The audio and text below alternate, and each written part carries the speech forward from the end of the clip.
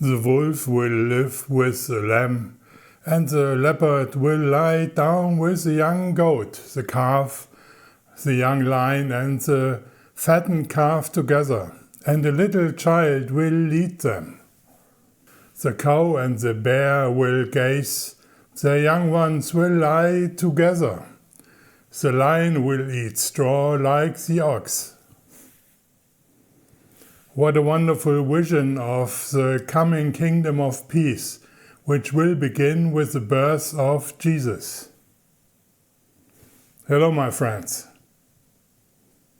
30 years later, we will hear the adult Jesus say, "Love your enemies and pray for those who persecute you, so that you may be children of your Father in heaven. And blessed are the peacemakers, for they will be called children of God." But this message went far beyond the understandings of his listeners. And for us today, we consider ourselves humanistically enlightened. It is, unfortunately, only pious pie in the sky. Even a Christian community or church struggles with Jesus' demand, "Love your enemies." The coming kingdom of peace, which Isaiah paints in vivid details, turns out to be a tough nut to crack in everyday church life. It is rarely colorful, but rather black and white. And so as Christians, we try to make the best of Jesus' words and realize how quickly we reach our limits. The kingdom of peace, or the kingdom of God, began with the birth of Jesus. But we know ourselves how things really are, especially among us Christians. Evangelicals and churches primarily argue about the correct interpretation of the Bible. Many, myself included, withdraw from Christian communities and practice their faith in private. But we all share the longing for the fulfillment of the kingdom of peace, which began in Jesus. Isaiah seems to anticipate the completion of the kingdom of peace on this earth, but the Messiah's kingdom of peace goes far beyond the mere ceasefire. When we hear the call to swords into plowshares, we first think of the demands of the peace movement in the 1980s in East and West Germany, of Easter marches and NATO's double-track decision, and of an entire generation of pastors committed to peace. But the phrase originally comes from the prophet Micah 4 verse 3, who, like Isaiah, hopes for the coming kingdom of peace. He will judge between many peoples and will decide concerning strong nations afar off. They will bear their swords into plowshares and their spears into pruning hooks.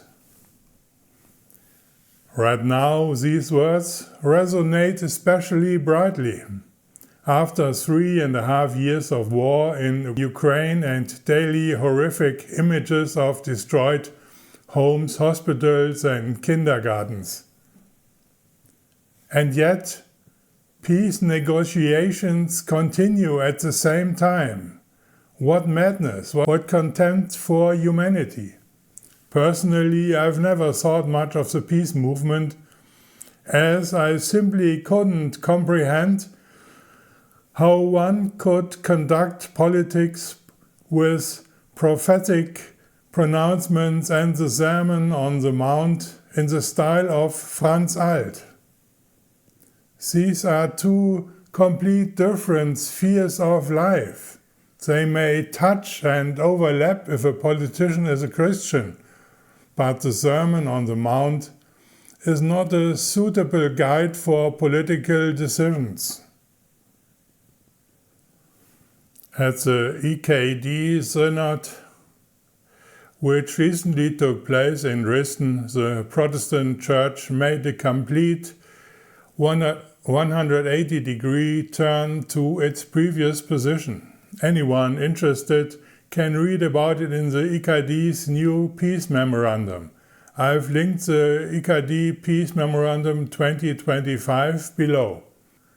It's only available in German. The EKD's peace ethics have been revised for the 21st century.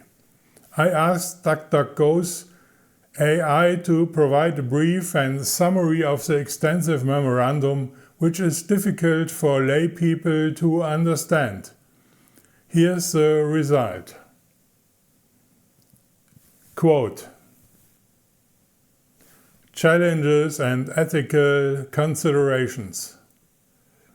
The memorandum acknowledges the tensions between the Christian ideal of non-violence and the necessity of assuming protective duties in violent conflicts.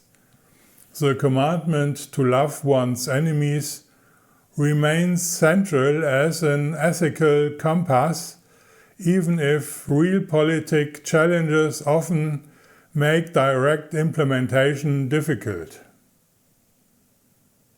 A significant aspect is the recognition that coercive measures may be necessary in certain situations to stop violence and ensure security. Conclusion. The 2025 Peace Memorandum encourages us to reconsider the ideals of Protestant peace ethics in the tension between faith and real threats, and to actively work for a just peace that promotes both protection and justice.